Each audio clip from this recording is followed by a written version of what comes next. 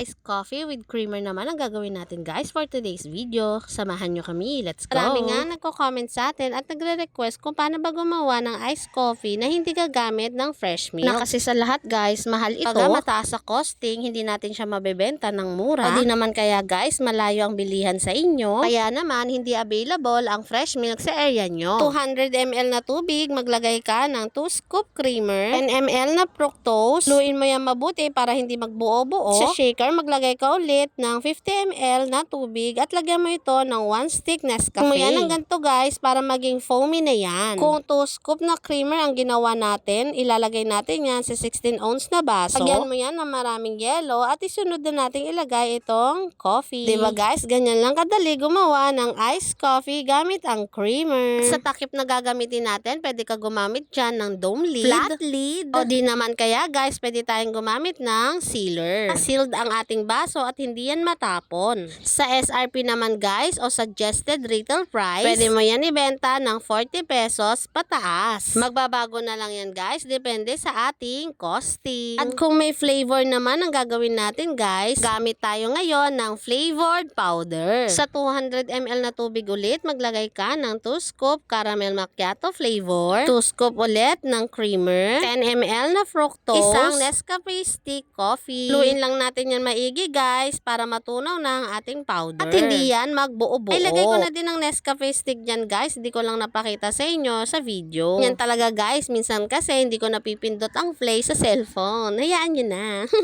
And then, maglagay ka ng 16 ounce na baso, lagyan mo yan ng maraming yelo, at ilagay na natin itong ating iced caramel macchiato. O, diba guys, ganyan lang kadali gumawa ng iced caramel macchiato. Na ang gamit ay creamer. Diba guys, kahit nasa bahay ka lang, pwede ka na makagawa ng iced coffee. Big shout out po pala sa lahat ng bago naming followers na nag-follow dito sa aming FB page. Wala po, para sa mga followers namin na naghihintay ng aming timpla ng iced fudge coffee. 200 ml na tubig, maglagay ka ng 1 stick Nescafe coffee, 2 scoop na choco fudge powder, 2 scoop na creamer, at 10 ml na fructose. Diba guys, ganyan lang kadali at kumuha tayo ng 16 ounce na baso ulit, lagyan natin ng maraming yelo. At ilagay na natin itong ating iced fudge coffee. At dahil tag-ulan na at gustong-gusto natin ang coffee, dahil umpisahan mo na ang pagtinda ng iced coffee na ang gamit ay creamer. Hindi ka na mahihirapan sa paghahanap ng supplier. At syempre, may bebenta natin to sa murang halaga lang. O diba guys, makakabenta na tayo ng mura, masarap at sulit na iced coffee. Ang presyo ay pangmasa. Kung nagkikrave ka naman sa iced coffee, ay pwedeng-pwede mo naman din ito gawin sa inyong bahay. Ayan na, tapos na natin gawin ang ating